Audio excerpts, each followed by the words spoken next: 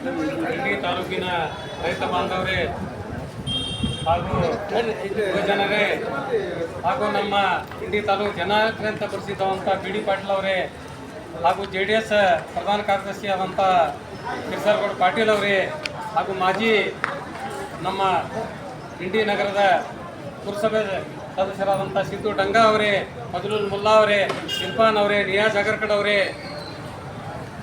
ಈ ಒಂದು ಇವತ್ತಿನ ದಿವಸ ಒಂದು ಬಿ ಡಿ ಪಾಟೀಲ್ ನೇತೃತ್ವದಲ್ಲಿ ಈ ಹೋರಾಟ ಯಾಕೆ ಹಮ್ಮಿಕೊಂಡಿದ್ದೀವಿ ಅಂದ್ರೆ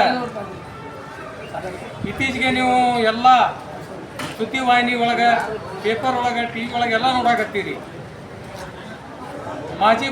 ಈಗ ಸದ್ಯದಂಥ ಮುಖ್ಯಮಂತ್ರಿಗಳಾದಂಥ ಸಿದ್ದರಾಮಯ್ಯ ಅವರ ಒಂದು ಮೋಡ ಹಗರಣದಲ್ಲಿ 16ರಿಂದ 18 ಸೈಟ್ಗಳನ್ನು ತಮ್ಮ ಮನಸ್ಸಿಗೆ ಬಂದಂಗೆ ಅಂತ ಅವರು ತಮ್ಮ ಹೆಂಡತಿಯವರ ಹೆಸರಿನಲ್ಲಿ ಮಾಡ್ಕೊಂಡಾರ. ಆದರೆ ಈಗ ಸದ್ಯ ಏನಾಗಲಾಗ್ತಾವ ಅಂದ್ರೆ ನಮ್ಮ ಕುಮಾರಣ್ಣ ಅವರು ಅದರ ಬಗ್ಗೆ ಹೋರಾಟ ಮಾಡಾಕಾರ, ಕೆಲವರು ಅದಕ್ಕೆ ವಿರೋಧ ಮಾಡ್ದಾಕಾರ ಅವರು ಕುಮಾರಸ್ವಾಮಿ ಅವರು ಏನು ಮಾಡಿದ್ರು ಅಂದ್ರೆ IGP ಲೋಕಾಯುಕ್ತ IGP ಆದಂಥ ಚಂದ್ರಶೇಖರ್ ಅವ್ರದ ಒಂದು ಇದರಲ್ಲಿ ಪಾಲುದಾರರಾಗಿದ್ದರು. ಅವ್ರದ್ದು ಒಂದು ಏನದ ಅನ್ನೋದು ಒಂದು ತನಿಖೆ ಮಾಡೋದು, ಅವ್ರದ್ದು ಏನದ ಅನ್ನೋದು ಒಂದು ನನ್ನ ಕಡೆ ಒಂದು ದಾಖಲೆ ಅದ, ಅದು ದಾಖಲೆ ತೋರಿಸ್ತೀನಿ ಅಂತೇಳಿ ಅಂದಾಕಾರ ಅವ್ರ ಬಗ್ಗೆ ದಾಖಲೆಯನ್ನು ತೋರಿಸಿದಾಗ IGP ಚಂದ್ರಶೇಖರ್ ಅವರು ನಮ್ಮ ಕುಮಾರಣ್ಣ ಅವರ ಮೇಲೆ ಒಂದು ಅಸಭ್ಯ ವರ್ತನೆಯಾಗಿ ಮಾತಾಡಿದ್ದಾರೆ. ಒಬ್ಬ ಮಾಜಿ ಮುಖ್ಯಮಂತ್ರಿಗಳು ಹಾಗೂ ಕೇಂದ್ರ ಒಂದು ಸಚಿವರಾದಂಥ ಕುಮಾರಸ್ವಾಮಿ ಅವರ ಬಗ್ಗೆ ಒಂದು ಕೀಳವಾಗಿ ಮಾತನಾಡುವಂಥ ಒಬ್ಬ IGP ಚಂದ್ರಶೇಖರ್ ಅವರ ಮೇಲೆ ನಮ್ಮ ಇಡೀ ಕರ್ನಾಟಕದ ಎಲ್ಲ JDS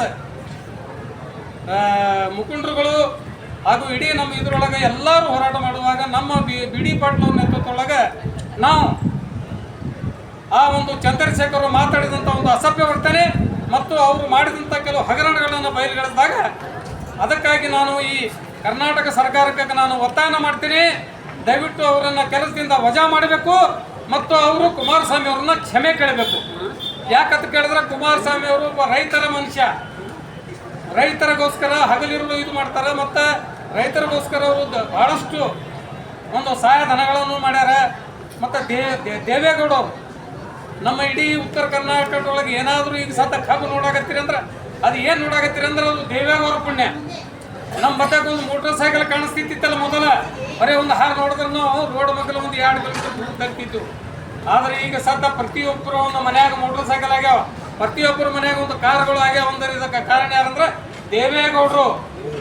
ಯಾವಾಗ ಈ ಕೆನಲನ್ನು ಅವರು ಮಾಡಿಕೊಟ್ರು, ಆ ಕೆನಲ್ದಿಂದ ಇವತ್ತು ಏನಾದರೂ ಒಂದು 4ರಿಂದ 5 ಒಂದು ಶುಗರ್ ಫ್ಯಾಕ್ಟ್ರಿ ನೋಡ್ಲಾಗತ್ತೀವಿ ಅಂದ್ರೆ ನಮ್ಮ ಇಂಡಿ ತಾಲೂಕೊಳಗೆ ಅದು ದೇವೇಗೌಡ ಪುಣ್ಯ ಅಂತ ನಾನು ಹೇಳಕ್ಕೆ ಇಷ್ಟಪಡ್ತೀನಿ ಬಂಧುಗಳೇ. ಅದಕ್ಕೋಸ್ಕರ ಈ JDS ಪಕ್ಷದೊಳಗೆ ಒಂದು ದೇವೇಗೌಡರು ಒಂದು ಕುಮಾರಣ್ಣ ಅವರು ಯಾವಾಗ ನಮ್ಮ ಈ ಒಂದು ರೈತರುಗೋಸ್ಕರ ಒಳ್ಳೆ ಕೆಲಸ ಮಾಡ್ಯಾರ, ಅದಕ್ಕೇನದ ನಮ್ಮ ಇಂಡಿ ತಾಲೂಕಿನ ಜನನಾಯಕರಂಥ ಬಿ ಡಿ ಪಾಟೀಲ್ ಅವರು ಕೂಡ ಈ ಹೋದ ಒಂದು ವರ್ಷದೊಳಗೆ ಒಂದು ನೀರಾವರಿಗೋಸ್ಕರ 48 ದಿವಸ ಅವರು ಸತ್ಯಾಗ್ರಹ ಮಾಡಿದ್ರು. ಅದಕ್ಕೋಸ್ಕರ ಸತ್ಯಾಗ್ರಹದ ಫಲವಾಗಿ ಸರ್ಕಾರ ಅವರಿಗೆ ತಲೆಬಾಗಿ ಆ ನೀರನ್ನು ಬಿಡುಗಡೆ ಮಾಡಿದ್ರು. ಮತ್ತು ಇದು ಗುತ್ತಿ ಬಸವಣ್ಣ ಅದನ್ನು ಸಹ ನೀರಾವರಿ ನೀರು ಬಿಡ್ತಾ ಇದ್ದಿಲ್ಲ. ನಮ್ಮ ಸತ್ಯಾಗ್ರಹ ನಮ್ಮ ನಾಯಕರ ನೇತೃತ್ವದಲ್ಲಿ ಸತ್ಯಾಗ್ರಹ ಮಾಡಿದ್ರೆ ನೀರನ್ನು ಬಿಟ್ಟರು.